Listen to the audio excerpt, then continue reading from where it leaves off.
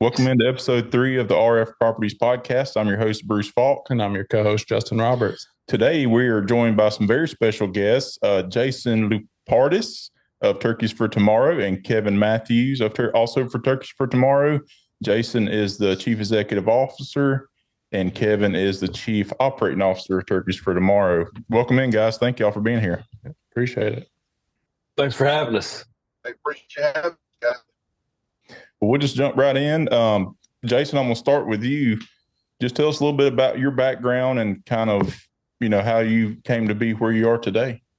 Yeah, absolutely. I'm basically just a average Joe redneck that loves to hunt like everybody else. I mean, no doubt. Born and raised in Alabama. A lot of people don't know this, but kind of my gateway into the outdoors was through my grandmother. She loved to take me fishing, and not everybody's grandmothers can be that good, but no doubt I had a really good one. And so I spent a lot of time on the Tennessee River and trying to catch anything I could. But yeah, man, I initially took a career path thinking I was going to be a chemical engineer. Actually, went a few years down that pathway, and let's just say the light hit me in the face like a deer in the headlights, and I quickly realized it was not the pathway I wanted to go on, and had some things get shifted around, and I got into a wildlife program, and I found myself at the University of Tennessee, Knoxville, and basically got my undergraduate and my graduate degree from there. So I bleed a lot of orange. I'm going to tell you, we're still bleeding orange today. But I got a background as a wildlife biologist / forester, and so it's fantastic. I jumped out of school and went directly to South Georgia, working as a private lands biologist, and ultimately really coordinating programs across the southern half of the state, working with, I don't know, I counted before I left. I think I met with over 1,000 landowners. I mean, it was crazy good. So I got to really cut my teeth with a lot of practical management, and then went from there and went to work for the National Wild Turkey Federation for almost a decade, kind of moved up the chain of command there, worked as our director of conservation operations and as a quote unquote biologist at all, and even did some upper level development philanthropic work. And then I left there and got picked up by the Union Sportsmen's Alliance, and basically went over there as a chief operating officer for a bit, and then literally on the in between, I saw TFT kind of rumbling in the background, and I was like, man, I am missing the turkey arena, like bad. Like I got bad passion for turkeys. I'm stupid about it, and so I got fortunate enough to get connected to a good friend of mine, Mr. Scott Vance, and got introduced to some of the board members. And next thing you know, I think it may have been Kevin here, one of the problem childs, right? You try to pull me in. And so Kevin and Mr. Ron Jolly, great individuals. They were able to get me in a contract the first year, kind of working under my own LLC. And then they asked me if I could step on up and continue to help lead. And so I'm here today. I'm a turkey nut, and that's my quick and dirty background for y'all. Well, gotcha. Yeah. So I failed to mention this in the open, but when I was driving to the office this morning, I saw 2 hen turkeys and about a dozen poults cross the road in front of me. So that's omen, buddy. Yeah. God has spoken to you today. This is a good thing. Yes, I've seen them in that field before where I saw them this morning, but they crossed in front of me. I thought it was a group of buzzards at first, but when I got closer, I said, "There's some turkeys that's been hanging out in that field out there." But it's meant to be. It is. It was meant to be today, guys. What about you, Kevin? Absolutely. Well, I'm just a turkey nut again. Just got a passion for it. Grew up down here in South Alabama, Lower Alabama. Really didn't turkey hunt till I was in college. Dean Smith, who's the county commission chair here in Coffee County, I'm sure you guys know, he took me under his wing, and he'd limited out on his turkeys and still wanted to go. And he took me, and I killed one on the first trip, and I was hooked from that point forward, and just at that time we had to watch VHS tapes, watching the YouTube. So you did a lot of reading and a lot of looking at VHS tapes, just kind of self-taught myself how to call, and listening to people and stuff like that. Well, anyway, I was in college. I do have a ChemE degree. I got my chemical engineering degree from Auburn. And as I was going there, I started co-op. Well, I looked out and got a job in Mississippi, and some of the guys there at the mill heard me calling, and they knew Preston Pittman. So I got to work with Preston and got on his pro staff and met my best friend, Troy Ruiz, who y'all know worked with Mossy Oak Primos, just a great guy. He and I became friends, and I did call design started working with Primos. Before he went to Primos, I was helping Pittman build calls, helping Larry Norton, who was a two-time world champion. I helped him build calls and, kind of develop my own style there. And, Troy went to Mossy Oak from Pittman game calls. And, I started building a lot of stuff for Mossy Oak, done a lot of video with them. And then, of course, when he went to Primos, I started on their video team and done call design for them for about 14 years. So, just in and out of the industry through that. That's kind of how I got started. And, I've got my ChemE degree. I do environmental work out at Fort Novacell for the maintenance contract. Still live in South Alabama and love it. Feel like I owe a debt of gratitude to my great-grandfather, because when I started turkey hunting, my dad said, well, that turkeys were put out on our homestead up here at the Zor community on the Thames place. It was John D. Thames, was my great-granddad, and he actually allowed the state to put turkeys out on our family farm back then. So, I told Luke before, I said, I'm not going to get to heaven and have to look him in the face and say I wasn't a good steward of what he entrusted me with. So that's kind of my background and passion, and just, got involved in TFT. I was one of the founders, one of the 14 originals from, at White Oak. That I'll be a lot more concise than Ron Jolly. He'll make that into a long escapade. But basically, he wanted to have a Primos reunion. A lot of us guys hadn't seen each other in years, and we met up there at White Oak and got to talking about problems with turkeys. And and as Jolly said, if not us, then who's going to do it? So we started a 501c3. It took us about 8 months to get that going, and get that through. And here we are today. We were lucky enough to pull it forward far enough to be able to grab Lupardis, and Luke's just done an outstanding job. We're blessed to have him. He's a great leader, and he knew all the ropes, and we've been following his lead. And since he joined us, man, we have just grown leaps and bounds. So we're blessed to have him, and we got a great staff and a great group of guys. A lot of us are all volunteers. I mean, I've got 2 full-time jobs. I've got one at the base and one at TFT. So, so that's a little bit about my background and kind of how TFT got started. I just feel blessed that, to be a part of that initial group. And I mean, we're all hardcore turkey hunters. Like Jason said, we're, a lot of us felt blessed to be a part of the industry and to grow up in it. And, we felt like we were a part of the growing popularity of turkey hunting, and which results in more hunters and, more turkey harvest. So we felt like we needed to do our part to bring it back. We just really weren't happy with the way the declines were going, and nobody seemed to be wanting to talk about it or address it at that time. So we felt like if we could at least get people talking about the decline and recognizing it and recognizing how special these birds are to us, and that, God entrusted us with a great creature. We need to do our best to try to make sure that we look after his creation and do our best to bring it back. And, guys, we got to change the culture. It can't be about kill all the time. As Troy Ruiz used to say all the time when we were filming, guys, it's okay if they live. And you know what? It's okay if they live. And we need to do our part to try to bring those jokers back, because they are special. And I love watching them. And I want my grandboys to enjoy the same thing that I've got to enjoy. Had a lot of success and been blessed, and want them to be able to do the same thing, Absolutely.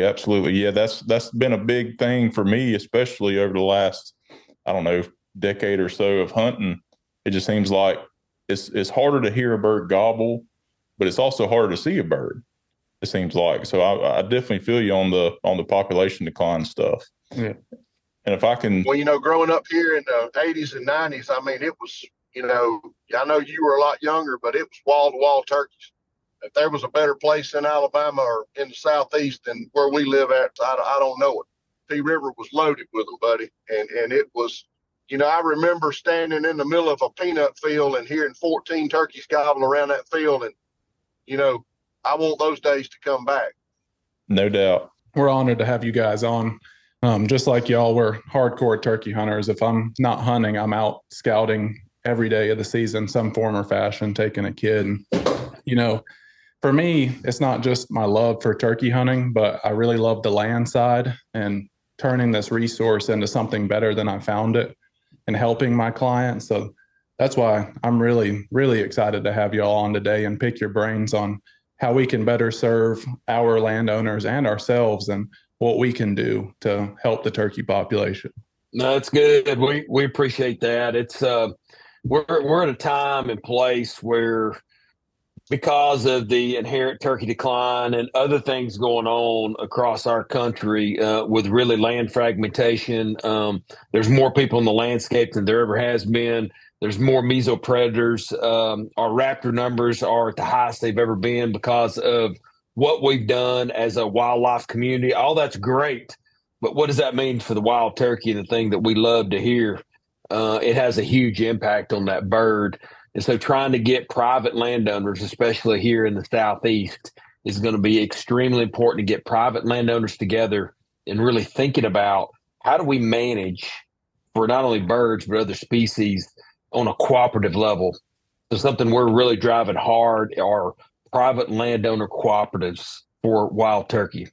Just like we saw occur when quality deer management jumped up and started saying, hey, we need to do something about deer. And they started doing the same thing many, many, many moons ago.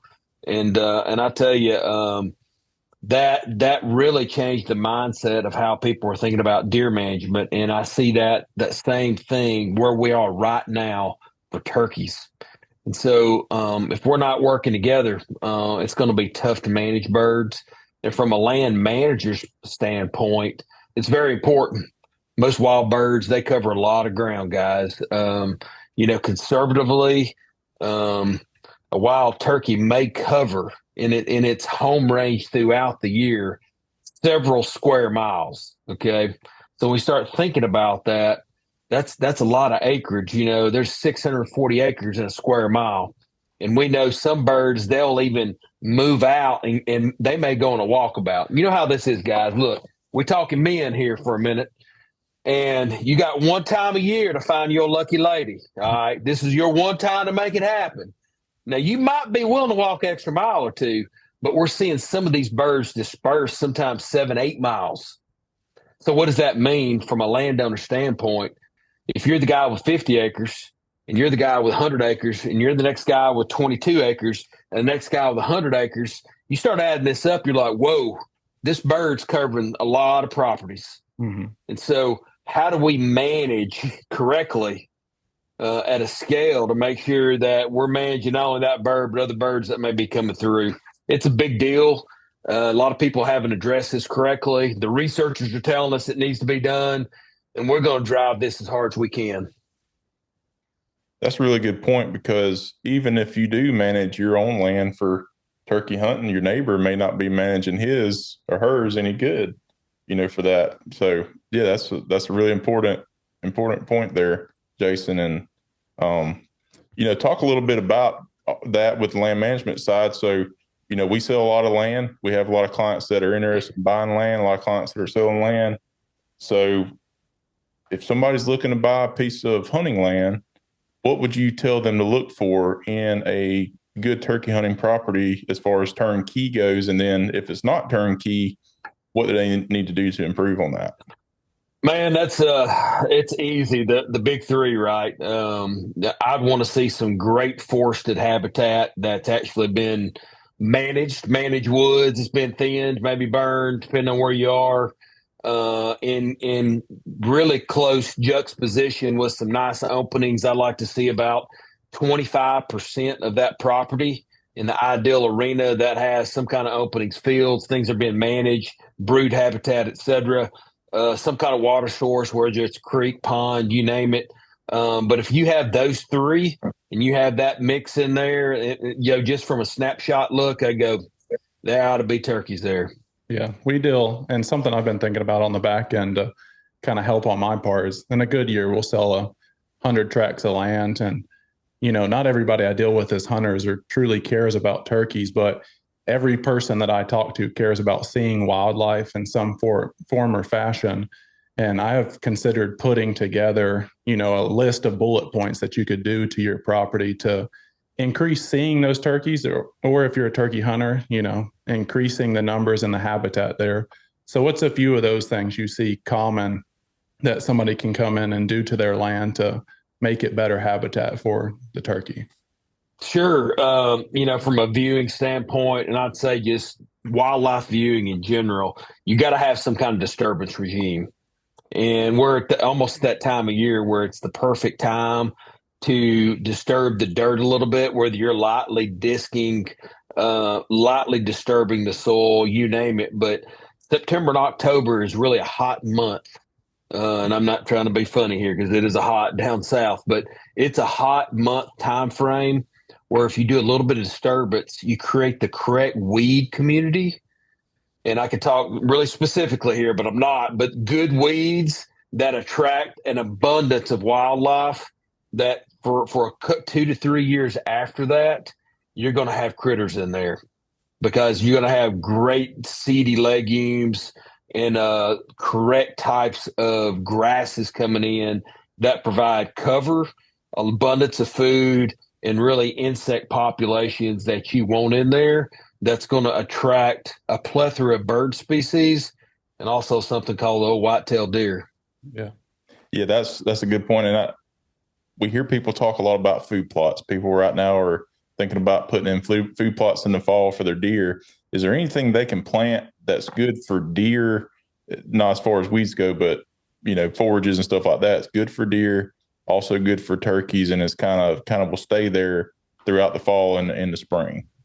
Well, since you mentioned that, it's kind of ironic because one of our partners, Whitetail Institute, they're actually developing a product right now, and we're hoping to get our hands on it soon. And that's going to be that you plant in the fall, just like you do for your deer and turkeys and stuff. But the good thing about it is it really shines in the spring and after the spring when the poults are rearing. It gives a lot of seed and produces a lot of stuff for poult growing. And as we know, and Jason knows, it's all about recruitment. And if you look at some of the stuff we've got on social media about Year of the Hen, these hens need help. And this is a product that'll be good for deer and turkey during the fall and, during the hunting season and stuff like that. But after the hunting season, this stuff will really shine because it's going to be producing a lot of stuff that these poults and these hens need to get that recruitment number up. I'm gonna have to get my hands on some of that. I don't know about you, Justin. Absolutely. That sounds pretty good. We hope we have some by banquet time for sure, so we can start getting some out and getting the word out on it. Are we saying the name yet, or is that kind of a secret? Well, I won't give you the name, but I'll tell you that it's a mix of select type of clovers, which is always good. Your clover species tend to max out nutritional value when they bloom, et cetera, at different types of different times of the year. So I say times, but different times of summer, really. Anything from as you know, a crimson clover is one of the first ones to pop. But we have some other types in there in the Ladino family and others that will have a good blend. So you have maximized nutrition throughout summer, which actually maximizes how many bugs, et cetera, are going to be in those fields, along with some of your traditional cool season type mix where you'll have that cover and stuff going into the wintertime, but it also will have a heavy seed coming into the spring, which is fantastic for brood habitat. So it's a really great blend. We can't say enough thanks to Whitetail Institute with working with us to get something together that's really specifically for turkeys. Sounds like there's a lot of thought and research put into it, for sure. Yeah. Absolutely. Well, everybody thinks about chupas, and chupas are good. Don't get me wrong, but we also know they attract our friend the wild hog, and as some of our research will tell you, when hogs come in, turkeys go out, and when hogs leave, turkeys come back in. If the habitat's still there. So, that's why this other product we're really, really excited about it. Yeah, and Kevin brought up poults. I have a lot of landowners that recreational mow. Is there a certain time of the year that I should tell them to avoid mowing, or does it matter that much? Man, that matters a lot. Number one, recreational mowing, never do it. Bottom line, even though I know how fun it is to ride around and sip the suds or whatever, man, recreational mowing is tough on birds. And we saw a study. I was at one of the turkey meetings this year, and in one of the study sites, they told us that 20% of poult mortality, and sometimes hen mortality as well, was from a mower. Now think about that. So if we're mowing in the springtime, when these birds are putting nests down, birds sit tight on their nest and they don't want to move because that's what mama's made to do. And if them eggs are sitting there, or even young poults will duck down into cover. So in the months of May and June, if you're mowing, I'd rather you not mow, do something else. Go cut a tree down. But to stay off that mower, and depending on where we are in the U.S., you may even need to extend out into early July, because once those birds hatch out and they're itty bitties, those first 2 weeks, if they sense any kind of danger, they don't necessarily run. They can't fly yet. They duck down into covered wait. So if a mower comes through, you know what happens? Every one of them gets run over. Yeah. And that happens a lot more frequently than people realize. So if you have to mow, late July, early August at the earliest, right? Absolutely. And then, other helpful hints as we're talking about mowing and maintaining your own property. If you have an access road or edges or whatever, instead of mowing it all out, go on a rotational manner. And so mow one side of your road this year, and then next year hit the other side. And that way you're maintaining some of that quality edge habitat that a lot of critters will need to use. And it helps those birds move back and forth. And what we do know through a lot of turkey research that's been done very recently on GPS birds is these birds are usually utilizing a lot more edge than we ever thought they did. And they're lazy just like us. Look, guys, if I told y'all to run through a plum thicket tomorrow, would y'all want to do that? If you ain't run through a plum thicket, let me tell you what it's like. It sucks. Or you put a good bird dog through it, and they'll come out and just eat up. And so what you want to do is you want to have some pathways these birds can slip in and out of cover real quick, and also provides a lot of good bugging habitat and the quality seeds that's in there. So if you're managing those on like a 2-year rotation, you can really maximize at the smallest level your habitat, and have much better results just by, hey, let me set that mower down, not mow as much. Absolutely. That's what I always try and encourage, but it's good to hear those dates. Especially a lot of the people that I sell to that turkey hunt already know that, but the majority of what I sell to, they do not turkey hunt. And I try and encourage that to stay off the mower. I know you want your property to look beautiful and maintained at all times, but that's not necessarily what's best for the wildlife. Yeah, it's so crazy, man. We all grow up where, look where y'all are sitting, and everything looks nice and clean. We got flat walls, square spaces, etc. So our minds from when we're infants to growing up, we think it's got to look that way. And so oftentimes, I don't know how many people I've talked to, and we go out and look here, I'm going to harp on my wife for a minute, and I love her to death, but. Be careful. But I know, I'm in dangerous ground here, but we have some like native flower beds, and I'm a biologist, so I got good weeds around the house for critters.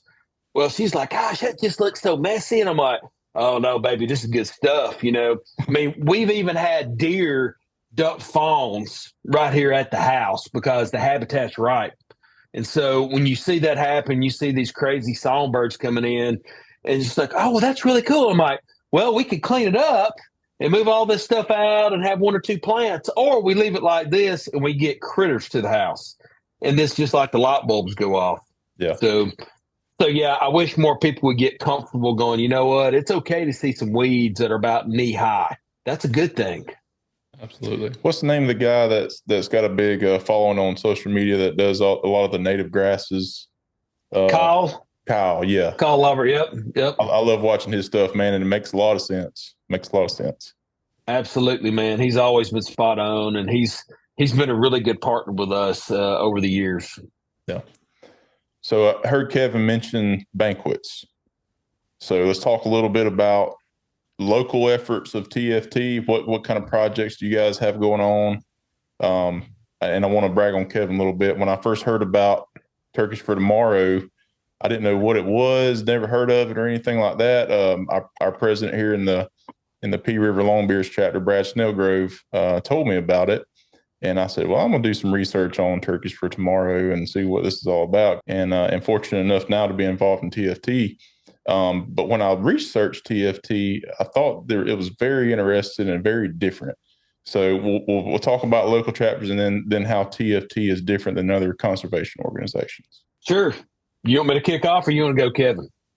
Well, locally, I know you got a lot of local listeners here, but we've got the P River Longbeards chapter that Brad and I started, and I'm thankful for Brad. We want to thank the Enterprise Country Club. They've been so gracious to give us a great place to have an event. But, we started that locally a couple of years ago, and guys, this past year, I just can't believe how well it's done. And I think a lot of that has to do with a lot of these projects that we've been doing have been locally. I mean, don't realize it, but we had a team of guys that collected. I know, Jason, you may not know these counties, but these guys locally listening will. I mean, we collected turkey carcasses for that Auburn study, the fertility and the disease part. We did it from Pike and Coffee and Dale and Geneva, all those counties. Fort Novacell, their natural resources group has been involved in it. They put out a lot of those goblin meters, the sound meters, to collect the goblin data there on the public land, the 37,000 acres that people can hunt there around Fort Rooker. So, guys, we tested a lot of turkeys for disease and fertility right here in our area where we hunt.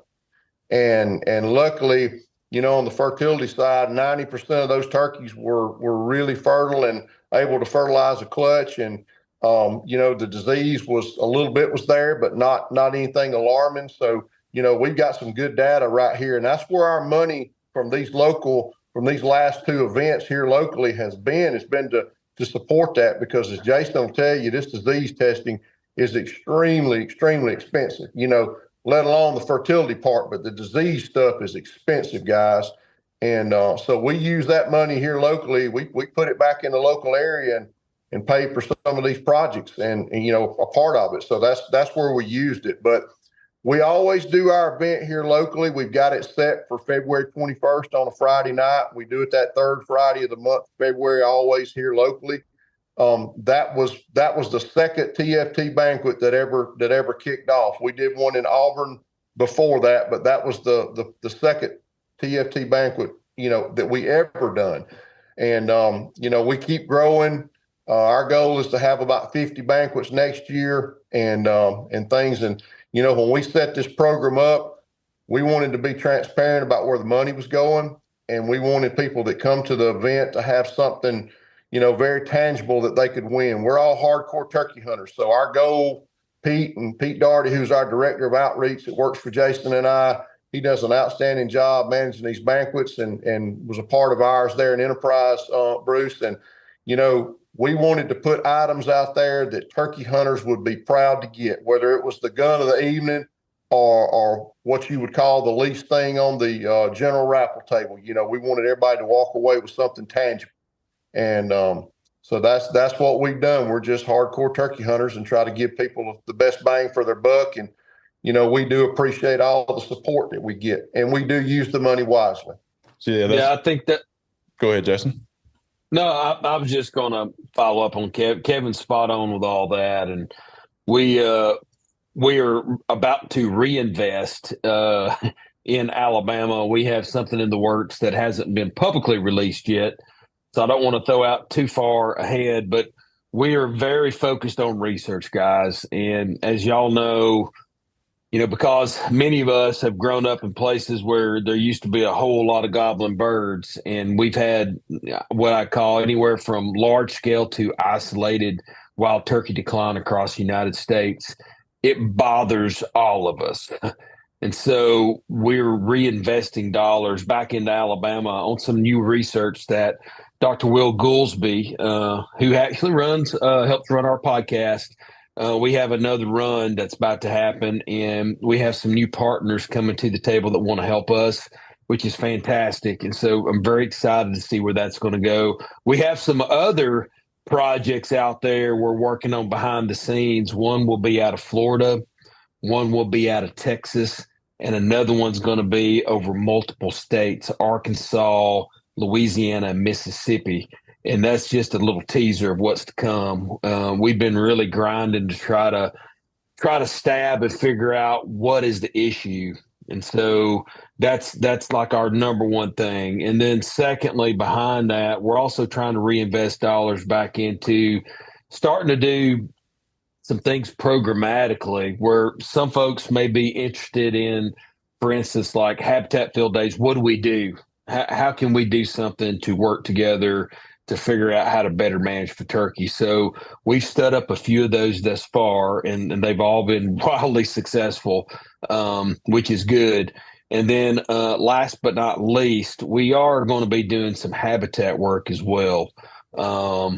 This is another one that you'll be the first to get to hear this, but we're working out something in the state of Tennessee at the moment to do it's going to be about a 10-year window of work on some public grounds that's been very negatively impacted for turkeys.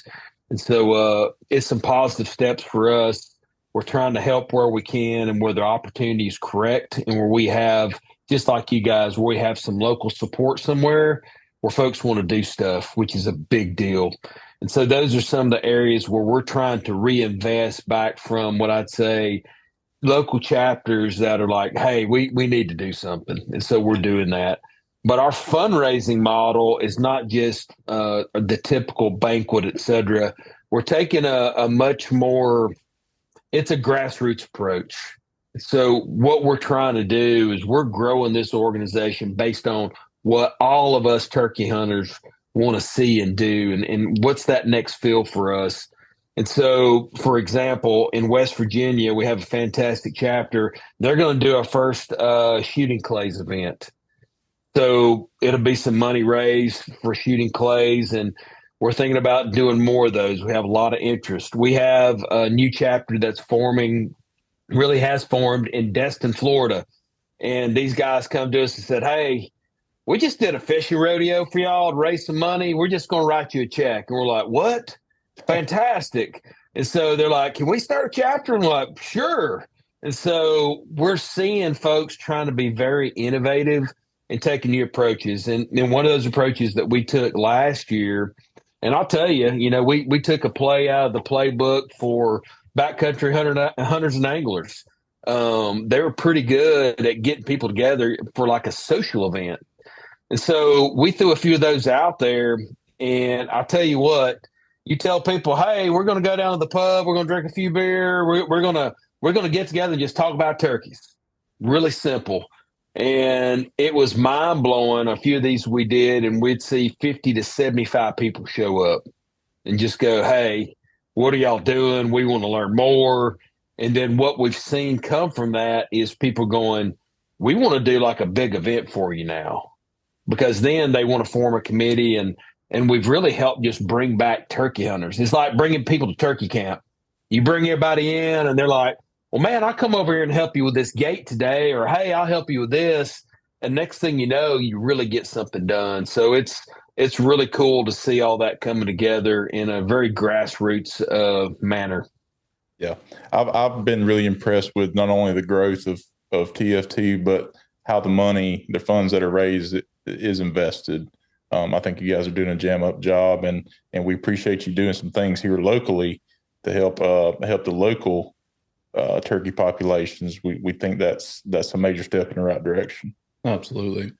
And And another thing we're doing, guys, is go on our website, because we have been so blessed with people donating some really high quality to hunts. We got a couple of waterfowl hunts, some deer hunts, some Miriam turkey hunts right now. That's the ones we've got on the website that we're selling chances for. And I know that deer and that duck hunt was donated by one of our board members. His name is Dan Brayman, and he owns Mellon Creek Outfitters. You can go to his website and check it out. And he's there in Texas, close to the coast. And guys, I know you're not thinking about Texas being ducks, but let me tell you something. I would love to go to Dan's place to duck hunt, because unfortunately, me and Jason get to see the videos that he sends every morning, and it's pretty amazing. Especially for you guys. Yeah, you get a chance down there. I mean, you get on pintails, you get widgeon, canvasbacks, redheads, scaup, cinnamon teal, which you hardly ever see. Green wings, blue wings. It's just amazing. I know, like early teal season, he had a group of guys come in there for 3 days. It was 7 guys. They limited in 11 minutes the first morning, 17 the second, and 20 on the third. So that was a happy group of hunters.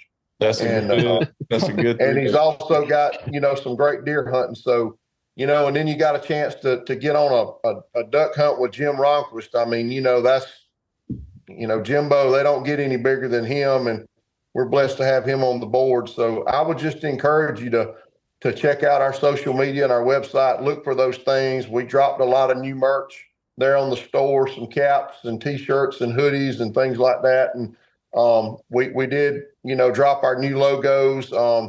We've got a Mean Walk Gobbler logo and a feather logo to go along with our hen and poults. So, those are dropped on the website too. So check that stuff out, because, that's ways to support us also. We're using that money to support these projects. I'm going to definitely have to take you up on that, Kevin. I'm going to have to go get me some merch. Oh, yeah. For sure. And do y'all have membership options for people that want to, support in some way? We do. We've got 3 membership options. A regular member's $50. Right now, we're kind of get a mystery prize in there. Could be a hat, a shirt, a car tag, things like that. You've got a 1-year subscription to OnX, which you guys in the land business, that's really key. A lot of people like OnX, and they're a great partner, and they so graciously give us that code to give our members a year subscription there. And of course, you get a nice TFT decal. That's for the $50 membership. We do have a team turkey membership. You get all of that plus a custom turkey call. And guys, our custom turkey calls are really good. We've been going through a list of the custom turkey call makers that started sponsoring us. This year, it just happens to be Harmony Game Calls, making a very high quality glass call for us. And, they've got a really cool striker. I'll grab one. I'm actually in my man cave here, but they're coming with like this nice cherry corncob striker. Oh, yeah. Cool. They're tuned. I mean, Bruce, you saw them at the banquet. I mean, they're super good calls and just very, very nice. And we want to support those guys because they give a lot to us. And last year it was Blackstone Custom Calls, had a barnwood look under the glass, for the soundboard with TFT on it. So we give a really good quality custom call. And then if you join as a lifetime member, or that team turkey member, guys, is $250 a year. If you go to the lifetime, it's $2,500. You also get the canvas TFT print that's got the life cycle on it. Bruce, I know you've seen that at the banquet. That's done well for us. You get a coin, and then you get the custom call and all the other stuff too. So we got 3 levels of membership right now. For adults, and we also have a junior membership. Yep. That's very cool. Yep. That is neat. Yeah, and look on the website. I mean, look on social media, because there's times that we drop some other specials. Sitka gave us quite a few hats, so we put a cool leather patch on there, high quality, and we'd run that for a month. Where if you join this month, you also get a a Sitka hat on top of that. That's a $35 to $40 value with a good Sitka leather patch cap. So, keep an eye out on social media because we do run those as well. Not very often you see free Sitka gear. No, for anything. They are a very good sponsor, and we're very thankful to have them. They're very good about sponsoring projects. They're very interested in conservation. That's awesome. And Realtree's another sponsor, and they donated several hunts to us at Realtree Farms, and Tyler and Bill and that staff have just been great. Jason just organized a field day with the guys at Realtree Farms, and we had Dr. Brett Collier down there, and we've also got a partnership with the National Trapping Association, and they bring in some of their people to teach how to trap. That's one thing we hadn't mentioned, guys, but trapping is huge. We sell those traps on our website. Guys, all we're doing is we're selling those traps at our cost plus shipping. The no BS Lures is the trap company, and this giving us a really good deal on those things and supporting TFT. So we do have traps on there too, and we may have a new trap coming to a good little bobcat trap that we found out about from one of our board members that's actually on the National Trappers Association. So we got a lot going on with them. So trapping's key too. So look at the website for some traps as well. Is there a time of the year that's best to trap, whether it's during nesting season or anything specific? I'm going to let Jason hammer that. I'm going to let the chief biologist answer that. I'll throw it out there. If you're in a state where you can trap every day, I'd say you trap every day you can. Okay. That's right. But honestly, the absolute best time for our ground nesting birds, for wild turkeys especially, it's prior to nest initiation. And if you can do it for about a 2 to a 3 week period, primarily on your property, the science doesn't exactly say that for turkeys, but I can give you pages of literature on bobwhite quail and what that does, because I lived it, saw it, breathed it, ate it. But I've also worked with a lot of landowners, and we've seen the same results for turkeys. And so I know it works, and we're trying to prove that with some very new research that's going to come out.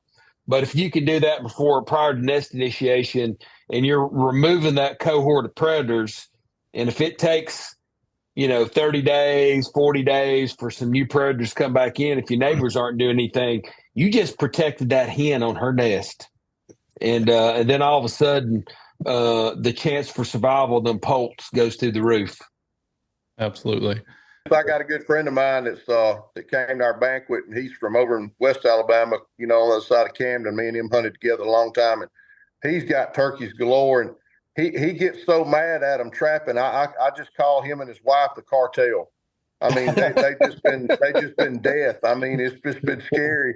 And his turkey population is just going out the roof. I mean, he's sending me pictures all the time of at all his spots of hens with 4 or 5 poults, and I just tell him, hey, just keep it coming, But like I said, I nicknamed him the cartel because he's just death on them, and it pays off, I mean, I sure do like going turkey hunting over there and reaping some of that reward, But guys, trapping is the key. One of the biggest things you can do on your property is trap.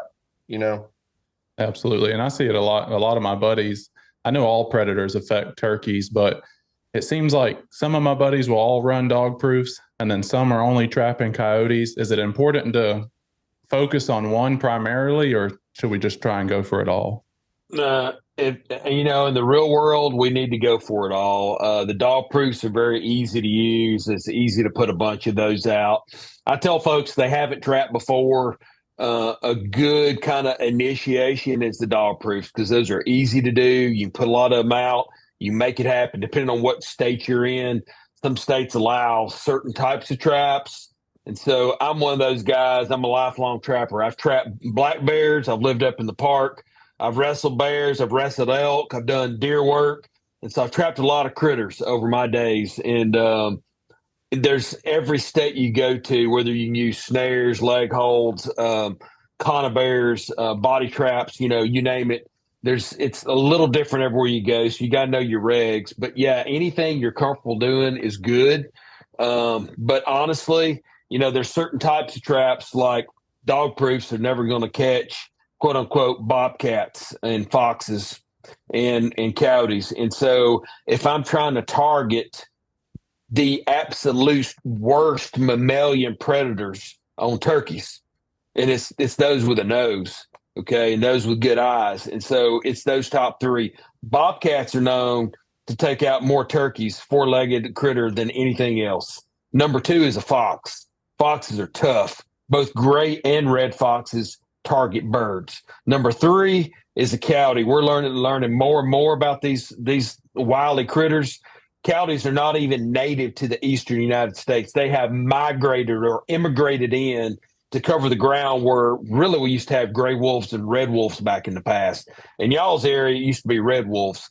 And so now these predators have moved in. They're kind of adapted to this landscape, and they figured out how to take, as y'all know, anything from a deer fawn to really sniffing out birds on the nest. That's where they're rough on birds. So yeah, if we could target those with some good old leg holds or other type of traps, things would be good. Yeah, absolutely. Yep. So if you're a landowner out there, definitely make predator management part of your land management repertoire, I guess you could say. And it's also going to help that little animal that's on y'all's nice logo right there, that little quail bird. That yes, what we do for turkeys helps that one as well, Absolutely. That's what I like about it all. It seems, everything you can do for a turkey really ties into everything on your property: whitetail, quail, turkeys, every species you can think of. It all ties in together. Yeah, you're spot on. If we're really managing well for turkeys, you're going to have a plethora of wildlife, and the wildlife viewing and just that time on your property is going to be so much better when you're seeing all these critters running around. Did you guys hear about the red wolves that they released in Bullitt County? I have not. My wife told me about that a couple of weeks ago. She went to a meeting. She covers Bullitt County, and apparently in the meeting they brought up that a group of activists, I guess, I don't know, had turned loose a bunch of red wolves in Bullitt County. So that should be interesting. That's new news to me. The only place I know that there's any remaining red wolves, and technically they can't even be moved, touched, whatever, because it's against the law, right? Is on the coast of North Carolina, and actually down in Florida. A lot of people don't know, but there's a group of red wolves that are retained down on the island St. Mark's. Been down there and actually seen some before. There was one reintroduction that was attempted in the Great Smoky Mountain National Park back in the 90s. And they didn't put many of them in there, and most of them died with parvo. So if someone found some red wolves somewhere, who knows? But good luck. They ought to be pretty easy to find and shoot. Yeah. That's what I said. I said, the landowners are just going to shoot them. Yeah. When they see them, I mean, it's going to be a done deal. Especially in Bullitt County. Yeah. So you want to wrap it up? Yeah. Oh wait, I had one more question. Okay. My bad. All right. Sorry. Oh, one more. Hot seat. One more. Just kidding. My buddy I told my buddy we were having y'all on, and he was super pumped. And he said that he heard something about Auburn doing a study that chicken litter can affect turkeys, and he wanted to know if that's true. All right, so let's debunk the chicken litter study. Chicken litter, so all chicken litter is supposed to be treated prior to it being put on the landscape, okay? Heat treated, so when it's put out, it carries no disease, no anything. But what we do know, even untreated chicken litter, when it's put on top of the ground, within about a 24-hour period, Mother Nature does the work for us. Sunshine usually knocks out and kills most of that bacteria. The big research that was done actually in North Alabama, that was a big driver because North Alabama is still a hole. That's where I'm from. Lauderdale, Limestone County, that area, it's still like a hole for for turkeys. It's like a black hole. And so there was some research done, and what they were finding is all of it come back negligible. I just come back from the Southeastern Wild Turkey Working Group meeting that was hosted in Virginia, and we basically nothing was really found that was causing a serious issue. If those turkeys were out there right as they were dumping the truck out, there could be a problem. I mean, that's honest to God's truth.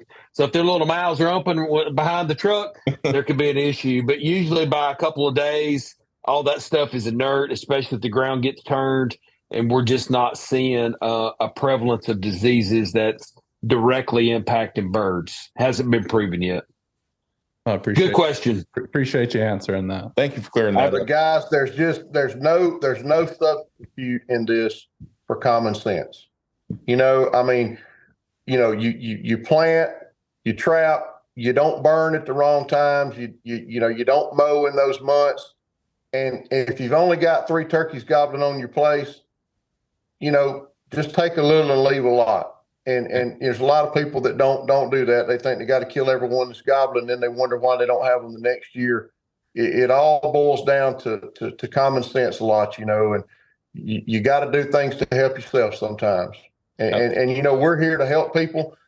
Jason and I talk about it all the time. Our biggest challenge is to try to change the culture and educate people. And that's, we're hunters. We want to see everybody have success. I mean, Bruce, I ran into you the other day, getting our hair cut, and I saw that, wonderful little boy of yours. And I want to see a smiling face with him behind a turkey fan with you in it. Even though you'll ruin the picture, he'll make it look okay. And I'll have one this year. that's exactly right. I mean, I want to see those kiddos do that, and that's what it's all about to me. Is we're here to give back. We're turkey hunters, and we've only got one exclusive in TFT, and that's the wild turkey. All right, as we close today, we want to thank you guys for being on the podcast. You guys have shared a ton of valuable information for our listeners, for landowner clients out there, and for anybody looking to possibly buy land. And if you are looking to buy some land, give us a call at RF Properties. Justin, what's that phone number? 334-245-0763. And if you want to get involved with TFT, we encourage you to attend one of your local banquets. Go on TFT's website. What's that website, Jason? turkeysfortomorrow.org. And if you're in the Coffee, Geneva, Dale, Pike, Crenshaw County area, we encourage you to come to the P River Longbeards banquet, but get your tickets early because they sell out quick. Absolutely. Well, it's been an honor having you guys on. We're gonna do our part and try and educate and help as many landowners as possible, and really appreciate y'all taking the time today. Well, hopefully we can do a field day in this area pretty soon, and get you guys to help with that. That's always a good tool. Absolutely. We'd be honored to. Absolutely. Yeah, we appreciate what you guys are doing. Thanks for having us, and hope the rest of the season, the fall season, is going to be good to you. I appreciate that. Same to you guys. Absolutely. And thank y'all. Thank you guys. Thanks, guys. Yep. Y'all have a good one. Appreciate it.